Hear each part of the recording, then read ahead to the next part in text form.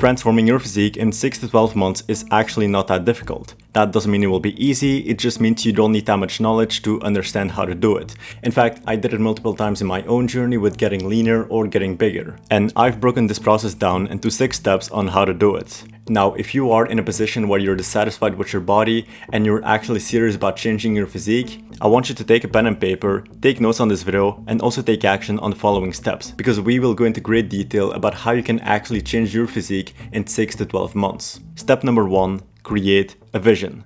The first step to changing your physique is knowing where you want to end up. This is called a vision. Now, a vision is kind of like a short-lived image we imagine of the future. We imagine a future we desire and get a very short-lived snapshot of it. If our goal is to get a six-pack, we very quickly imagine a future in which we have a six-pack. A goal is a predicted effect of an accumulation of certain specific actions that aligns with your desires and wants. If our goal is to achieve a muscular lean body, the set of actions to take are to train, eat healthy, recover, and live in a healthy way on a frequent enough basis and for a long enough time frame. That is all a vision is. It is a prediction of a future reality at the condition that we take a specific set of actions frequently enough. A vision gives you direction, it gives you a path to follow. Without a vision or without direction, you could end up anywhere, and knowing the workings of your brain, it will automatically take you down the path of least resistance by default. That is why if you don't have a clear direction or vision for where you want to get to, you will end up fat, addicted, and unsuccessful. If you don't consciously set a direction for yourself,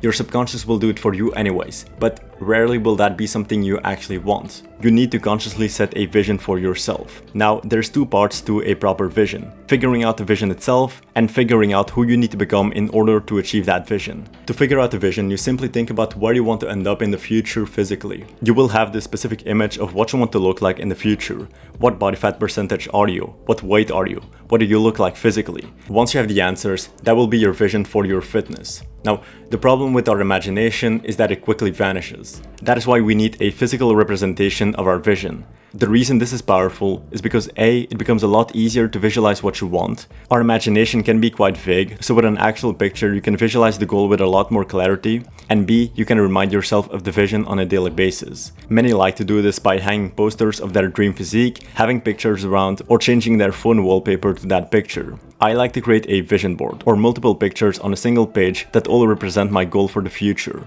To make that picture, you can simply use someone's physique you look up to and use that as your vision. The second step is figuring out who you need to become in order to achieve the vision. Something you have to realize is that we don't achieve goals, we achieve characters. To achieve the goals we want, we need to become the person capable of achieving those goals. If you haven't achieved your goals yet, it is most likely because you don't have the skills, beliefs, or characteristics needed to achieve the goal. You will need to determine who you need to become in order to achieve your goal. What does their belief system look like? What characteristics do they have? What skills do they have? If you are a skinny guy, think about how a jacked guy would think. How would they act on a daily basis? What would they do? And so on. You need to make this clear because that way you can always think about what you should do or how you should think to get to the same position in life. Figure out what you want to achieve and who you need to become to achieve it, and you will have set a proper vision.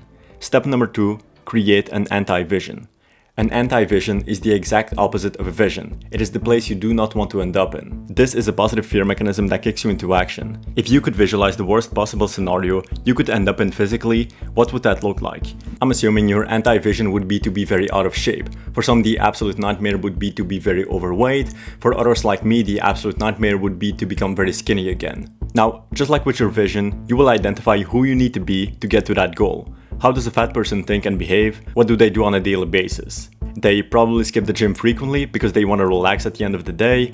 They use food as a stressful lever instead of finding something healthier to do instead. Even if they did go to the gym, they wouldn't recover properly because they prefer watching Netflix instead of going to bed on time. After every exercise session they actually do, they feel the need to reward themselves with junk food. This is a sure way to never lose the fat they have. Same for the skinny guy. They don't enjoy feeling full, so they avoid bulking and find a way to cope. They find excuses not to go to the gym and push themselves. They don't have a proper sleep schedule because they would rather scroll on TikTok. A sure way to never put on quality weight. Identify which position you do not want to end up in, what your nightmare situation would be, and define the actions that a person like this would take on a daily basis. By defining those 2 things, you will know exactly which actions not to take, and you will be able to recognize them as you're about to do them. Step number 3, set high standards. The reason you are not where you want to be is because you are okay with where you are. This is a standard. This is what you accept as okay. Our standards and what we accept in our life are absorbed from our environment. The friends we spend time with, the parents who raise you, the media you consume, the co-workers you work with, and so on. If your friends are okay with eating junk food every day, you will become okay with that as well. If your parents find it okay to stay up late and watch TV, you will be okay with it as well. What I want you to do is think back about your vision and also the person you need to become in order to achieve that vision. Now think about the standards that version of you has and what they accept in their life. Will they allow themselves to indulge in junk food every day? Will they allow themselves to miss their bedtime frequently? Will they allow themselves to miss training sessions a few times a week? To that version of you, these things are unacceptable. Their standards are way higher. If they catch themselves missing their bedtime and eating junk food every day, they will do everything in their power to change that and get back to normal. The person you want to become sees these things as problems, when the person you do not want to become sees them as normal. It is a difference in standards. We need to set ourselves standards we will not break. These are rules we set ourselves that cannot be broken. They will form us into the new version of ourselves. To give you an example, start your high standard with I'm the kind of person who, and then continue with, doesn't miss training sessions, eats clean because I enjoy it more, gets to bed on time every night, and so on. Now, I will warn you that these things will not become standards to you in an instant. It will take time for you to actually see these things as standards because your brain needs time to adapt. The point here is to set our goal standards, the high standards we wish to achieve in the future, and then work our way up to them. Step number 4, goal setting. To get clear on our vision, we need to clarify it through goals. The greatest hurdle people face and a big reason why taking action towards a goal seems so hard for people is because they lack clarity. Most people don't even actually know what they want. They may kinda know it, but they don't know it with clarity. They can't visualize their future with lots of precision. That is why we need clear goals to clarify our vision. The goal we set will be a specific number, like a body fat percentage or body weight we want to achieve. So what I want you to do right now is think of a number. Take a pen, take a piece of paper, think of a number. You might already have a number in mind, whether it's a body weight, body fat percentage, or strength goal. If you don't have anything in mind, just think about it for a few minutes. What is it that you want to achieve? What is your ideal weight? What is your ideal body fat percentage? Trust me, there is a number that will come to you. Do not question it, acknowledge it. Once you have a number, we need to set a time frame for achieving that goal. I'm assuming your goal will either be weight loss if you're fatter or weight gain if you're skinnier. The reason we need to separate between both is because both muscle building and fat loss have very different rates of evolution. Muscle gain is a lot slower than fat loss, which means we need to adapt our time frames accordingly. For weight gain, you want to keep a rate of 0.5 to 1 pound per week, and for weight loss, keep about 1 pound per week. Now you need to measure how much time you will need to achieve your goal with those numbers. If your goal is to lose 30 pounds, you could expect to achieve that goal in 30 weeks. If your goal is to gain 20 pounds, it could take you about 20 to 40 weeks to achieve it. I always like to add a 10 to 20% extra time frame in case something had to go wrong. If you had 30 weeks to lose 30 pounds, you could add an extra 3 to 6 weeks just in case. Now that we have an approximate time frame for your goal, we need to break that goal down into multiple sub-goals. Let's assume your goal is to lose 24 pounds, so that will take you approximately 6 months to achieve. What you want to do is break that goal down month per month, but not in a linear way. The reason is because the rate at which we make progress in fitness is always quicker at first and slows down afterwards. Therefore, we need to adapt our time frames accordingly. Here's what that would look like. Month number 1, lose 5 pounds. Month number 2, lose 5 pounds. Month number 3, lose 4 pounds. Month number 4, lose 4 pounds. Month number 5, lose 3 pounds. Month number 6, lose 3 pounds. Now you will need to apply that same methodology to your own goals. So by now, if you've done all the steps properly, you should have your end goal, a time frame for that goal, and that time frame broken down month by month. Now comes a very important step. Step number 5, set an action plan. A goal without an action plan is just a wish. If we set ourselves a clear goal, it is of vital importance we also set a clear action plan. Because without an action plan to achieve the goal, that goal will stay forever as something we sometimes daydream about. There's 3 steps to a proper action plan. The first is to define your vehicle. You have to see a fitness journey as simply crossing a road from point A to point B. And to cross that road, you need 2 things. A vehicle and a driver to drive that vehicle. Your vehicle is what will get you to your goal. The driver represents you, and the vehicle represents 2 things: training style and nutrition. The training style you choose will be anything that helps with muscle building. I prefer choosing classic weightlifting because it is purely based on making you look better, but realistically you could choose calisthenics, CrossFit or any other form of training that helps with muscle building. For nutrition, you again can choose anything you want. You could go for a specific diet like keto, vegetarian, paleo and so on, or you could simply adapt your current diet to be healthier, which is what I would recommend you do. I have videos exactly explaining how to lose weight and gain weight with nutrition, so you can go and check those out. Once you've defined your vehicle, step 2 is to define your action-based goals. In the previous section, we've set what I call results-based goals, which is simply the end results we wish to achieve. It's for example the body weight we want to achieve or the amount of money we want in our bank account.